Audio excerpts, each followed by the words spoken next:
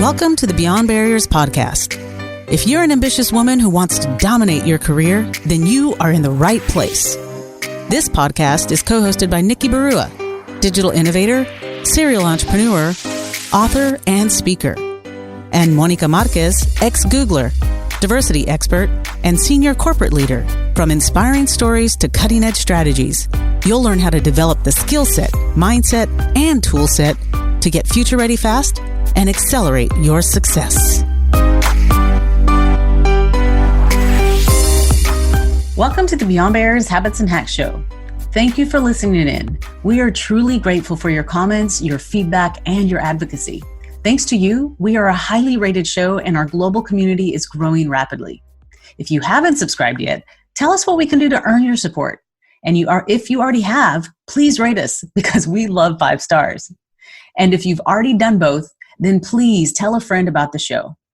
In today's episode, we'll discuss the best investment you can make in your lifetime. And no, we're not talking about how to manage your finances or hot tips on the stock market. This is a different kind of investment. It has a guaranteed return. It grows exponentially over time. And it's the one investment that no one can take away from you. Now you're probably wondering, what is it? Well, Nikki, what is this investment? Well, it's the investment we make in ourselves. That is hands down the best investment you can ever make in your life, whether it's investing time, money, or energy into bettering ourselves. That is the one that has guaranteed return. It allows us to keep growing exponentially over time. And it has this compounding effect where we just get better and better and better.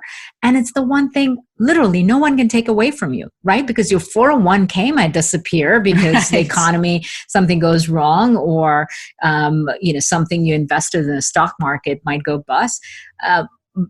Even the housing market might crash. But this is an investment. When you get better, there is no going back. There's only going forward. I mean, there is no better ROI that is possible for you because the skills that you develop, the experiences you get, the confidence and the perspective you gain, all of that is truly invaluable. And, once you develop a certain level of skill, you don't actually go back. You only build upon it, right? I mean, once you get a certain kind of experience, you're never going back to being less experienced. You just gain more experience in newer things, or you gain more experience at an advanced level in that same thing. Same thing with confidence.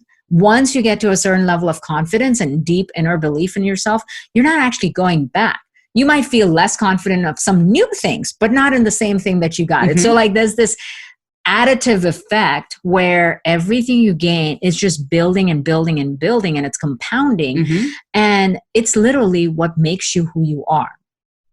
But with that said, it's not commonplace for most people to think about dedicating, their commitment to lifelong investment in themselves. In fact, for a lot of people, the last time that they really focused on this dedicated investment in themselves was probably college, right? Or your, your bachelor's, your master's degree was probably the last time that you spend like 4 years or a few years, putting in the time, putting in the energy into developing new skills. You paid the fees, you build a network, you put in the time, and then you graduate, right?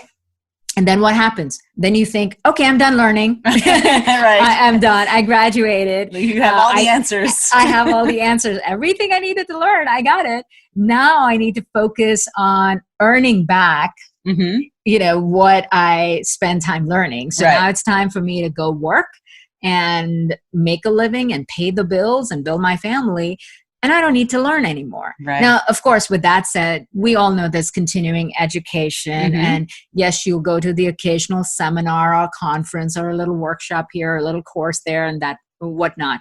But a lot of times, even when we do that, it's because it came our way, right? Maybe the boss offered you a free ticket to a conference, or maybe you did well and you were assigned to go to a special workshop, a training seminar or something of that sort. So it comes our way versus being intentional and saying, okay, here's where I'm at. what is the next level of learning, competency, personal development, professional development that I need? Right. And how do I go, where do I go find it? How do I go get it? Seeking it out with intention. That habit has to be a lifelong habit, and it's not very common, and it's unfortunate because it's the very thing that allows us to get the highest returns. Right. And one way to think about it is, if you are a homeowner, on average, every year your house is maybe appreciating by, let's say, somewhere between 5 to 10%, right? On average, in the US, that's about the rate that your house appreciates. If you got exponentially better in the course of a year, and that landed you a promotion and you got a 20% raise, or you landed a new job and you made 30, 40, 50% more than your last job within 1 year. What is a better investment? Absolutely, myself. I mean, even mathematically speaking, if you just had to compare it to something that's a guarantee, and by the way, your house might increase 5 to 10% 1 year, but go down 20% the next year, right? Whereas in your case, if you get to a certain level of success or income or position, you're actually not going to go backwards. Right. You might go sideways and stall for a little bit, but you're not going backwards. You're only going to keep increasing, or you just hold steady at that. You don't have the same risk as your house, devaluing that you do in yourself, right? But yet on a regular basis, what is the typical tendency? Are you more likely to invest in yourself? Are you more likely to invest in upgrading your kitchen or your bathroom or buying a new car, right? Exactly. If you're willing to do that, knowing that it doesn't have the same rate of return, why not upgrade yourself? When do you choose to upgrade yourself? That's an excellent question. And I feel like it's definitely something that a lot of people with corporate jobs, they struggle. And they don't really think about it, because you graduate, you get into this corporate job, and then you kind of follow the path that you see everybody else following. Like, 3 years you're at this level, the next 2 years you're at this level, and then you kind of graduate and you become a manager, et cetera. And you kind of just take it for what it is, and instead of challenging it and saying, wait a minute, why 4 years here and 2 years here? How can I accelerate that? And so I think, or maybe if you're feeling stuck and you just keep going up for promotion or new opportunities and you just don't get it, or maybe you're shopping around for jobs elsewhere and you're just not getting the big breaks you want. Maybe it's the time to pause and say, well, what do I need to do differently? Instead of saying, oh, it's a weak job market, or saying, my boss is not supportive of my success or what have you. What about the accountability to say, when was the last time that I really developed myself and figured out how I could get exponentially better, not just incrementally better at my job through experience, but exponentially grow in that? Yeah. And I would say that it might even, and I'm speaking, through my experience, that this might be more prevalent even in minorities, because there's no frame of reference to it of, you understand college, you understand going and getting a better education so you get a better job, but that's where it ends. You get a better job and then you work and you make ends meet, you pay your bills, and you have a good life. But you haven't seen what success really is in terms of just, moving up, or accelerating it, or just, breaking those boundaries of, I'm just going to follow suit what everybody else is doing. Yeah. I mean, if you haven't seen that as a habit, and you don't see that contextually in the way, your sort of people closest to you have operated and made choices, chances are it's not even crossed your mind to do that. Certainly, like, we see that, especially in more marginalized communities where the person who got into the big corporate job may be the first in the family, maybe the one that went to college was first in the family. So that alone is such a huge accomplishment, that the idea that is the initial barrier, that there's so many other barriers that you can cross through, but you have to sort of adopt that same mindset that got you through college and open up this career, is the same thing that it doesn't end in college. College is actually just the first step, right? That you have to keep doing that.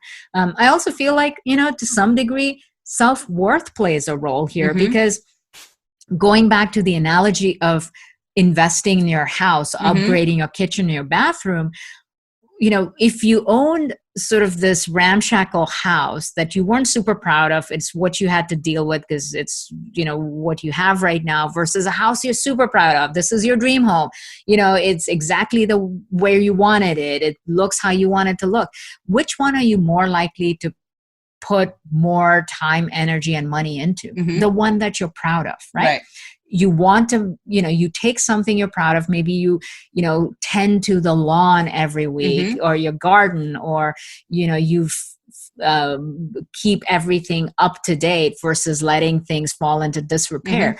When we have things we're proud of, we put more into it. When it's something that we're not necessarily, you know, that we don't necessarily consider worthy, we tend to ignore it and just sort of put it by the wayside and not put more energy into it.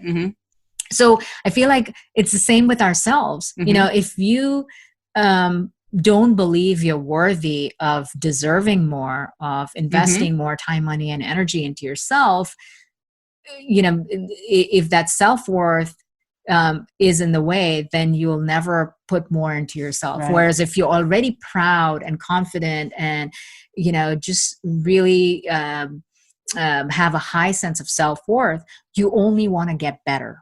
You know, you don't see it as a flaw or limitation. You just want to keep getting better. And so you're going to put in more into it. That's a great analogy. I mean, unless you think of a house as a valuable long-term asset, you're not going to put the time and care and dollars into it. Now, who's to say you may have that small ramshackle house, but then you say, you know what, I'm going to invest the time and I'm going to do this. And then when you see like, wow, now it looks really great, then you start wanting to put more and more and more into it. And then next thing you know, you've turned this kind of like, you know, what is that saying? I remember that movie where they bought this ramshackle house. He's like, just a little bit of lipstick and rouge, and it'll turn into something beautiful. You could do that where you invest that time into yourself and make it something. Yeah, and I think you bring up a great point that it's really about how we feel about something. Because at the end of the day, it's not about whether you have a mansion or you have a ramshackle home. It's how you feel about it. If you think it's worthy of more love, care, and attention, then you will put more into it. If you think, oh, this is crap and I can't wait to get out of here, you're not going to care. You're just going to let it fall into ruins until you're out of there. And sometimes we live in that place for our whole lives waiting to get out, and we never do. Just like we live in our bodies and our beings our whole life waiting to get better, and we never do. Well, you know, and that made me think about when I was going back, you know, people in corporate jobs, there's this misconception that, you know, your company or your work is supposed to give you the stuff to help you develop and like give you the career development. And you never think about, no, it's my job to even invest additional dollars, my own dollars to help myself get better, because what the company is going to give you is what they're giving everybody else. And it's those who go how is above it helping and beyond. You stand out? How is it helping you stand out? So you've got to go above and beyond. Oh yeah, 100%. And especially now, you know, it's change is happening so rapidly that you can't think of it as an employer responsibility to guide you, coach you, train you, upskill you, reskill you. You just can't, because it's not possible for them to cover those gaps. What is easier for companies to do is to bring on people that already have the skills that they need versus waiting to, you know, sort of, or having the resources and time to upgrade, you know, everybody that they have. So it's, you know, the ultimate job security isn't being good at your job today. The ultimate job security is being highly qualified and capable for doing your job tomorrow. And that is on you. You know, that is on you to be prepared for that. It is nobody else's responsibility. You have to figure out how you qualify yourself for that and prepare yourself at all times with it, because you know, you have to anticipate what's coming. You have to think about what you have, what you lack, and then you got to go get the skills for it, because, you know, just that mindset of lifelong learning is going to get you further ahead than you imagine, you know? And that's frankly a pattern that I discovered after studying so many successful people. The most common theme over and over again, hands down, was that these were all people that are lifelong learners who keep investing in themselves. And that sense of self-worth becomes very clear because they believe they're so valuable that they want to put more into themselves, right? And they will say that their success is the result of that self-investment.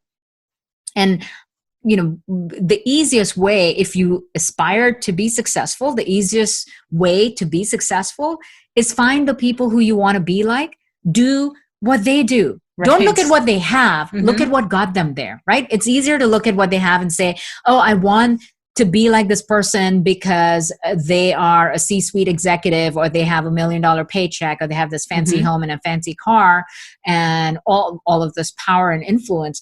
That's what they have. But you have to look at what got them there. Right. What is it that they do on a daily basis? What are their habits? What are their values? What do they prioritize? And when you find out what it is that they do that got them to that place, then do exactly that, because it'll get you what they have ultimately, or at least get you pretty close to it. But that's the secret. So if one of the most common themes is that they're all lifelong learners, they're all constantly developing themselves, then isn't that one of the most fundamental things to do for anyone ambitious that aspires to success? Is just do that.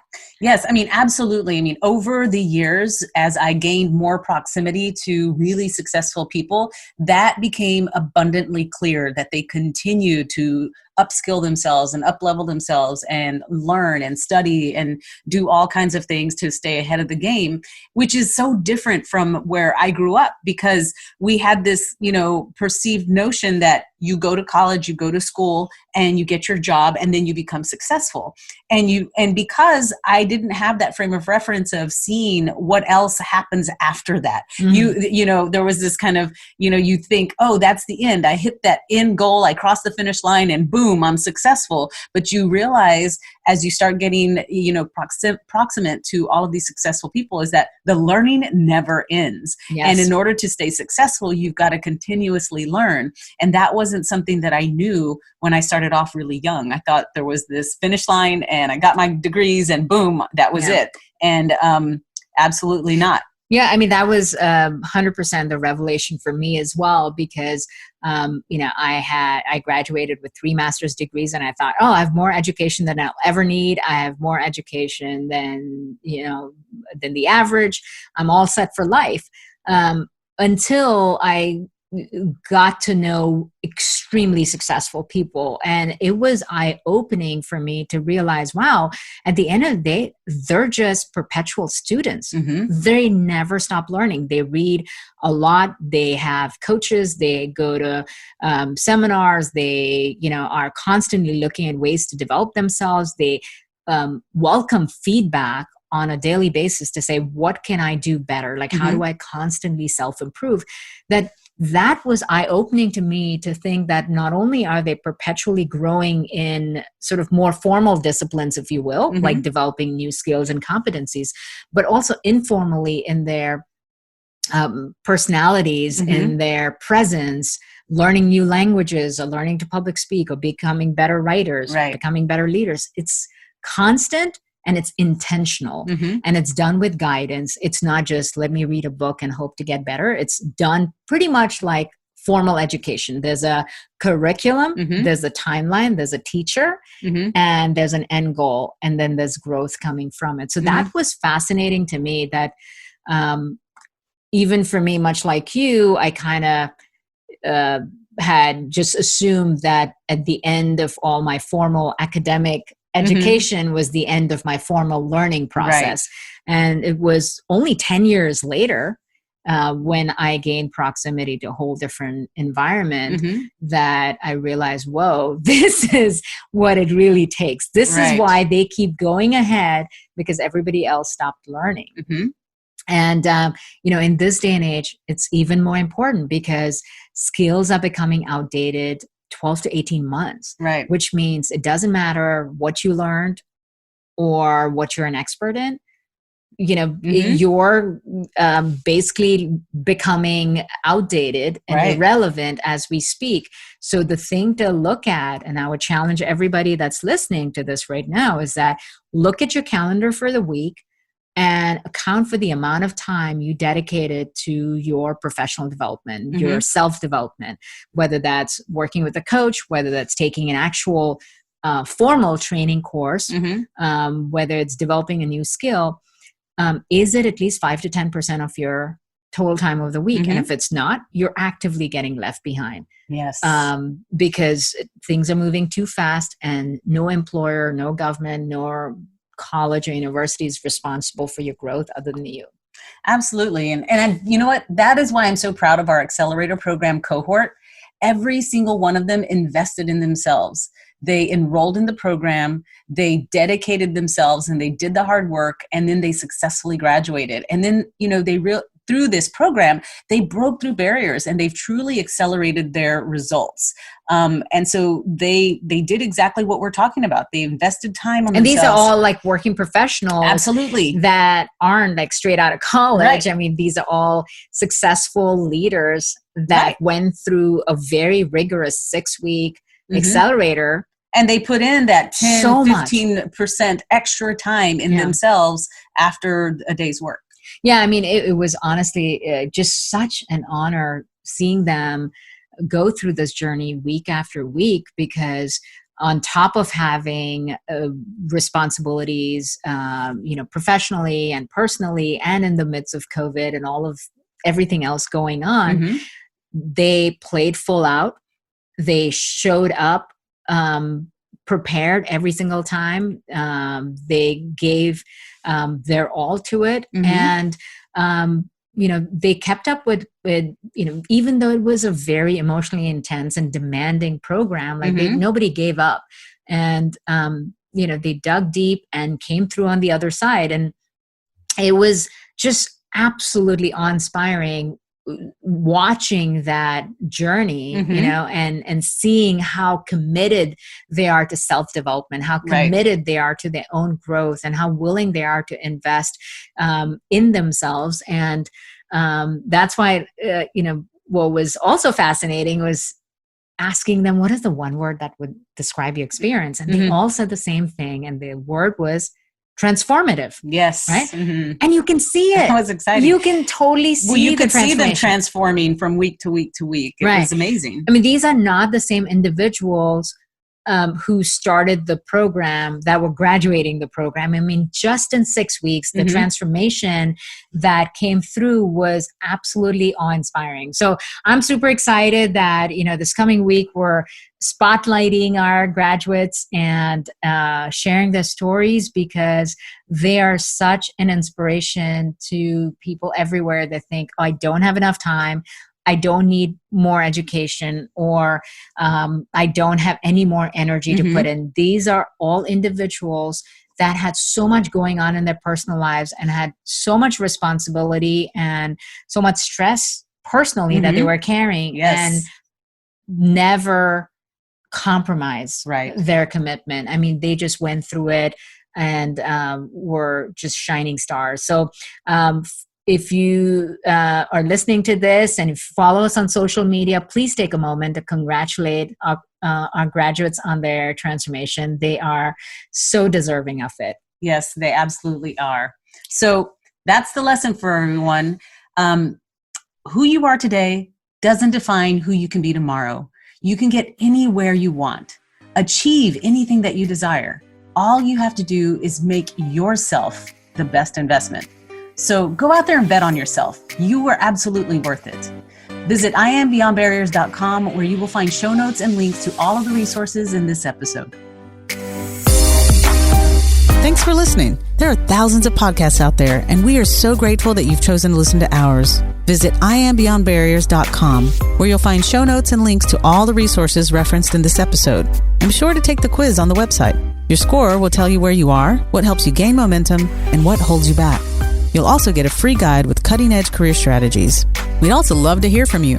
Share your comments and topic suggestions on itambeyondbarriers.com, and we'll be sure to address them in future episodes. If you enjoyed our show today, please subscribe and rate the podcast, or just tell a friend about it. See you next episode.